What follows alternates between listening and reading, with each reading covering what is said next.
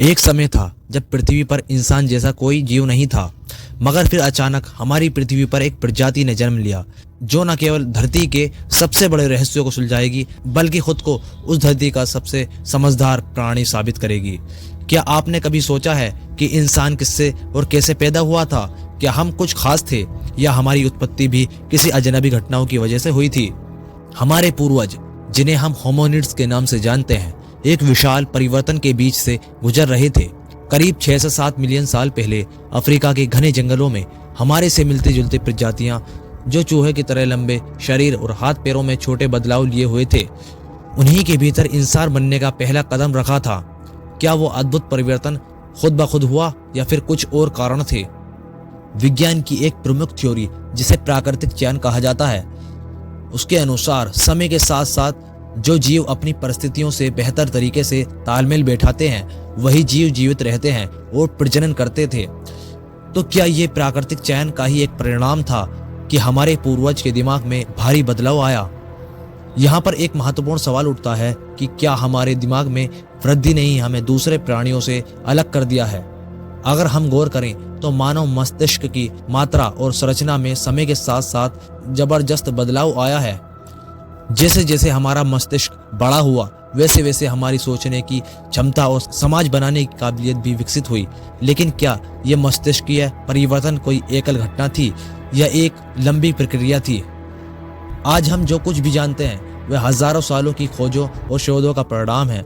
जैसे कि 1974 में अफ्रीका में मिली लूसी नाम की हड्डी, जो साबित करती है कि मानव का शारीरिक रूप धीरे धीरे समुन्नत हो रहा था। क्या ये हड्डियां हमें हमारे पूर्वजों से जुड़े अज्ञात राज्यों तक ले जा सकती है?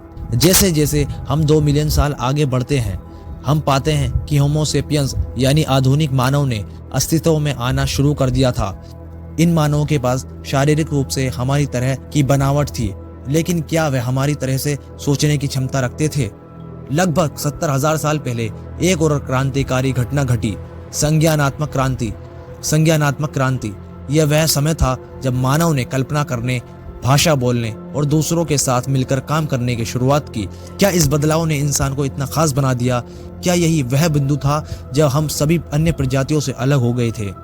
हमारे पूर्वजों ने न केवल अफ्रीका में अपनी जिंदगी बनाई, बल्कि धीरे धीरे दुनिया में फैले।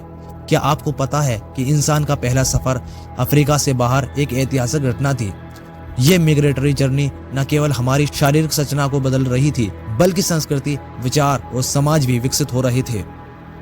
जानी मानी वैज्ञानिक डॉक्टर जैन गुडाल कहती हैं, मानव की उत्पत्ति एक बेतहाशा यात्रा थी, जिसमें हमारे सबसे नजदीकी रिश्तेदार बंदर और फिर अफ्रीका में हम जैसे मानवों ने नया रास्ता बनाया। उनका मानना है कि हम एक ऐसी प्रजाति थे जिन्होंने समय के साथ साथ खुद को परिवर्तित कर लिया था। आज भी हम इंसान के उदय को पूरी तरह से समझ नहीं पाए हैं। अनेक वैज्ञानिकों का मानना है कि इंसान की उत्पत्ति एक जटिल प्रक्रिया थी, जिसमें छोटे छोटे बदलावों का बहुत बड़ा असर पड़ा। लेकिन सवाल यह है कि क्या हम कभी भी अपने अस्तित्व के बारे में पूरी सच्चाई जान पाएंगे? क्या हम वाकई समझ पाएंगे कि इंसान की उत्पत्ति कैसे हुई? या आने वाले दशक और सदियां इस रहस्य को और भी गहरा कर देंगी?